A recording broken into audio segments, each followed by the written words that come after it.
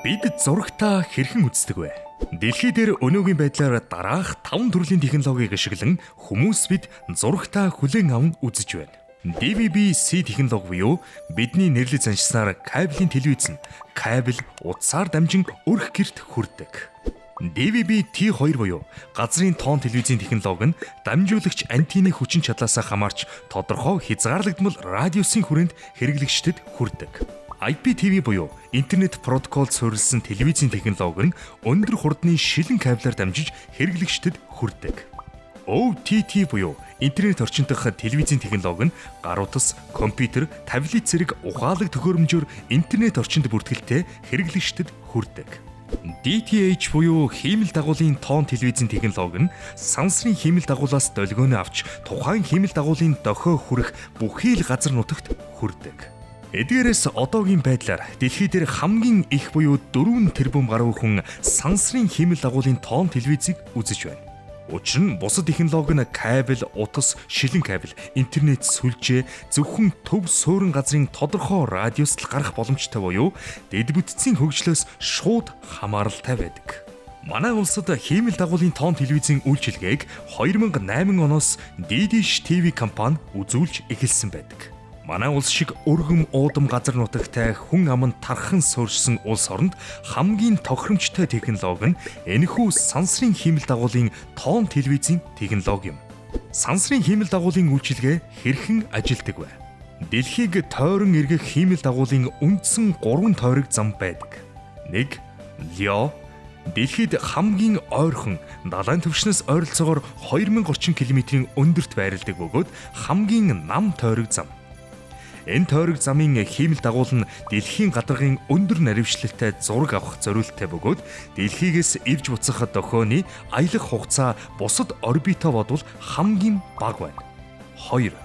Мё далайн түвшнээс 10,000 км орчмын өндөрт оршдог хиймэл дагуулын тойрог зам.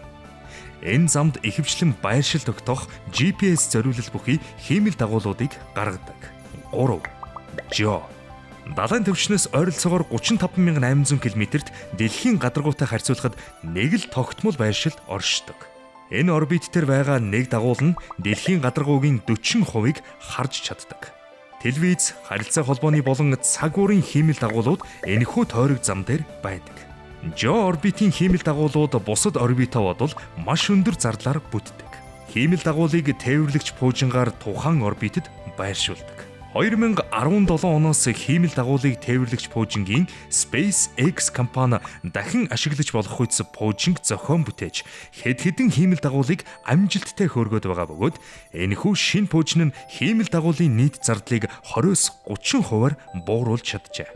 Амжилттай хөөрч тойрог замдаа орсон хиймэл дагуул байрлаа олж үйл ажиллагаагаа жигдрүүлтэл ойролцоогоор 1 сарын хугацаа шаарддаг. Сансрын хиймэл дагуулын тоон телевизийн үйлчилгээ нь Жо тойрог замд байрлсан харилцаа холбооны зориулттай хиймэл дагуулаар дамжуулан телевизийн олон суугуудыг агаараар шууд эдсийн хэрэглэгчдэд хүргэдэг үйлчилгээ юм. Энэхүү технологиг ашиглан телевизийн сувгуудыг хүлээн авахын тулд хэрэглэгчид ердөө 5 антен болон хүлээн авахч төхөөрөмж байхад л хангалттай байдаг байна. Технологийн хувьд давуу талууд ихтэй, ашиглахад хялбар, дэд бүтцийн хөгжлөөс хараат бус хиймэл дагуулын тоон телевизийн хэрэглээ дэлхийн ихэнх орнуудад өсөж, кабелийн болон газрын тоон телевизийн хэрэглээ буурсаар байна. Сансрын хиймэл дагуулын тоон телевизийг бид хэрхэн үздэг вэ? Телевиз бүрийн студиэс контент нь шилэн кабелаар дамжуулагдсан дата төвд H264 кодлоор кодлогдсон нэгтгэгдэнэ. Энэ явцыг кодлол гэж нэрлэнэ. Бүх сувгуудын кодлогдож нэгтгэгдсэн урсгалыг газрын станц руу дамжуулан радио долгионы хувиргалт болгон өсгөлтийг хийнэ. Газрын станц буюу асар том тавган антен долгионыг хиймэл дагуул руу дамжуулна. Хиймэл дагуул нь тухайн хамрах хүрээнд орших бүх хэрэглэгчийн тавган антен руу тухайн долгионыг дамжуулна. Хэрэглэгчийн тавган антенд байрлах дуран долгионыг антеннаас ойлгож авна. Дурантай холбогдсон кабелийн төхөөрөмжөөр дамжуулан хүлээн авагчид мэдээлэл ирснээр бид зурагтаа үзэж байгаа юм. Хиймэл дагуулын зурвсын багтаамжаас сувгийн тоо хамаардаг. Мөн нэг HT сувг нь ST буюу энгийн 4-6 сувгийн хэмжээтэй зурвсыг эзэлдэг. Иймээс хэрэглэгчийн төлж буй төлбөрөөс сувгийн тоо, HT сувгийн тоо шууд хамаарч байдаг гэж ойлгож байна. Учир нь хиймэл дагуулын тоон телевизийн үйлчилгээ эрхлэгч байгууллага нь тухайн зурвсыг өндөр үнээр худалдаж авдаг юм. HBO сувг дээр жишээ аван тайлбарлая. Монголын хиймэл дагуулын үйлчилгээ үзүүлэгч компани нь HBO сувгийг албан ёсоор гаргахын тулд тодорхой хэмжээний төлбөр төлөн гэрээ хийж сувгийг гаргах эрхийг авдаг. HBO өөрийн дуу дүрсийн тохиогоо кодлон хиймэл дагуулаар олон улсад цацна. Бид төлбөр төлөн авсан эрхийнхээ дагуу HBO-ийн цацсан тохиог Монгол улсад хүлээн аваад бусад дамжуулж буй сувгуудтай хамт кодлон нэгтгэнэ. Кодлогдож нэгтгэгдсэн урсгалыг газрын станц руу дамжуулан радио долгионы хувиргалт болгон өсгөлтийг хийнэ. Газрын станц буюу асар том тавган антийн долгионыг хиймэл дагуул руу дамжуулна.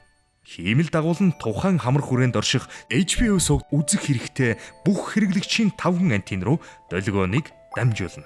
Хэрэглэгчийн гэрт байх бокс болон картын дугаараар хэрэглэгчийг таньж HBO сувг үзэх эрхийг нээж өгнө.